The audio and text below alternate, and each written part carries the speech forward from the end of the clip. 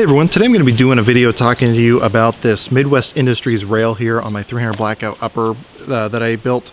If you want to know more about this upper, then definitely check out the build series I did on it, where I basically built it and put all the parts on there. It also shows you a good installation of how to install one of these rails. Specifically, this is one of their G3 rails. This is their 9-inch version, which I think is actually about 9 1/4 inches. While I'm on it, I'm going to go ahead and put a bunch of the specs over here on this side of the screen. Feel free to pause it if you want. I don't want to spend a whole lot of time throwing a bunch of numbers that most people don't care about at you.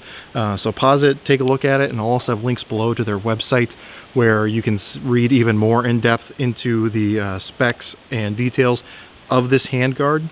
Really, I'm just going to come out and say that this is one of my favorite handguards that I've ever used. And it's not just this one. Pretty much any of these newer Midwest Industries rails are excellent. I've handled a few of them in different lengths on some other people's rifles, and there's just a lot to like. So hopefully in this video I'll be able to elaborate on those reasons why I like it so much, and also show you a comparison to one of my other favorite handguards, just to give the pros and cons between the two. But let me go ahead and bring you in a little bit closer and talk a little bit more about the details and give you an up-close look at the different aspects of this rail. So one of the first things you're going to notice with these rails are the QD attachment point sections. You have two here on the back, one at the 3 and one at the 9 o'clock position.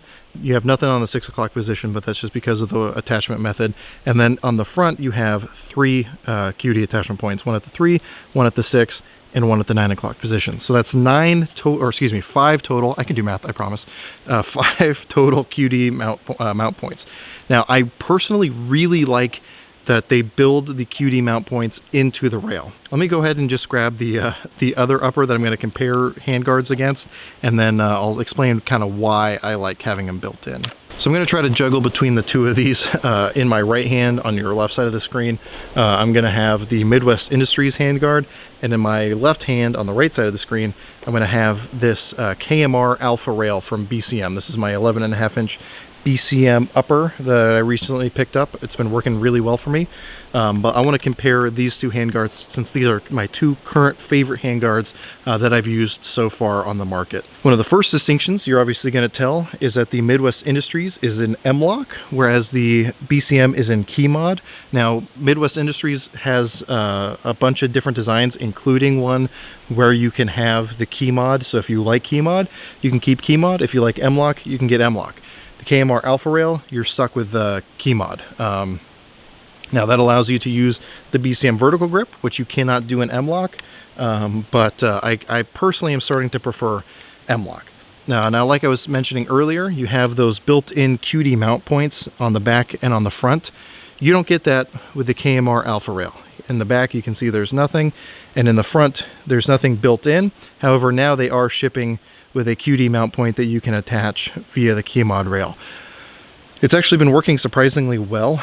I expected it to come off. I didn't even Loctite it when I took this through the about 1,200 rounds that I shot in the American Rifleman course, just to see if it would fall off, and it didn't. So, thumbs up there to BCM. But I prefer having them built in, just because these are not going to come rattling loose. There's no way that your sling is going to come off the rail unless either the sling breaks or your rail breaks, which is probably not going to happen. On the other hand, with the attachment method here, if those screws work themselves loose, then you're kind of SOL. Now, is that a deal breaker? Obviously not, since I bought one, but I prefer, if I could, to have them built in like on the Midwest Industries one. One of the other things that I like about both of these rails is their inner diameter. Now, as far as the feel in the hand, these two are going to be pretty much identical. I believe, and I'll make a note on the screen if I'm wrong, but I believe that the inner diameter is only like 1.5 inches on pretty much both of these, and I personally really like that. So let me try to demonstrate why. If you look at the way I have this one set up, I have this Strike Industries SI link, basically a hand stop on this upper, and I also have a light via a tape switch here on the top. This is one of the Streamlight ProTech Rail Mount 1 lights, which is a mouthful, but one that I really like. Because this handguard is so small, I can get, if you like, a full C-clamp grip, get my hand into that hand stop, and also have my thumb able to manipulate the light switch if I so choose. Considering I have both a hand stop and a light in my grip, I still have full control coming over the top of this rail should I want to really hammer down on this upper while I'm shooting, which is a really nice thing to be able to do. Same goes for that KMR Alpha. Now, one of the pros about the Midwest Industries over a lot of the other rails out there is the exceptional lightweight of these. I believe, again, this one being at 9¼ inches, weighs in just a bit over 7 ounces. That basically translates to less than an ounce per inch, which is doing pretty good. It's going to be hard to beat that, I think. But if that's not light enough for you, Midwest Industries also makes lightweight versions of their rails, where basically, if you can see here, this top 1913 rail, they basically cut out most of it and just leave you the front if you want to leave a front sight on there. That shaves even more weight off, and then you can add in rail sections where you need them, if you need them further back for like a tape switch if you need it, or IR laser, IR light, that kind of thing.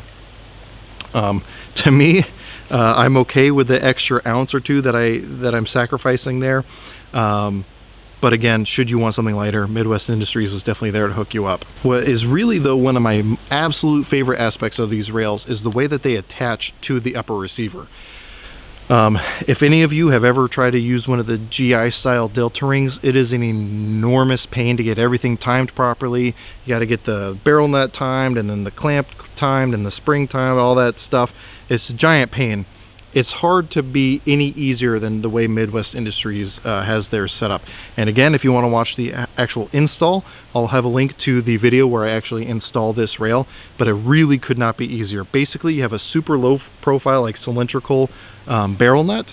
What that basically does, if you can kind of see from the back here, I don't know how well you'll be able to see, you might be able to see it better on this side, but you can see that the barrel nut is super slimline. You thread that on, and then basically you just slide the handguard itself over the barrel nut. Down here you have this little bracket that acts as an anti-rotation bracket basically, and then you just have these 2 screws here that secure it down. Now they obviously have the torque values associated with them. I thought just on the surface that the torque value for these little screws was a little lower than I thought it should be. So what I did is I used a paint pen to basically make some witness marks there. And as you can tell, over about 1,000 rounds later, since I first built this, those have not come loose at all. So, they definitely don't just pull torque values out of nowhere. They know what they're doing to make sure that that torque value is going to be correct and to keep your handguard in place. And then obviously what that translates to as well is a nice free float system, which, pretty much general consensus out there is that a free float system is going to be at least potentially more accurate than a 2-piece handguard set, like with your GI style handguards. One of the other aspects that I really like about these rails is the heat dissipation. Now, as you can see, you have M-LOK slots in 7 positions around this handguard. What that allows you to do is obviously mount things in a 45-degree position, like with this Arasaka light mount, which keeps everything nice and tight and close to the rail, as you can see there. Having all those positions also allows for some pretty significant heat dissipation. I was shooting this upper suppressed through about 500 rounds when I was testing out some of the MagTech ammo and Cellar and Bella ammo, and we got this thing getting pretty dang hot to where it was not comfortable to hold on to it anymore.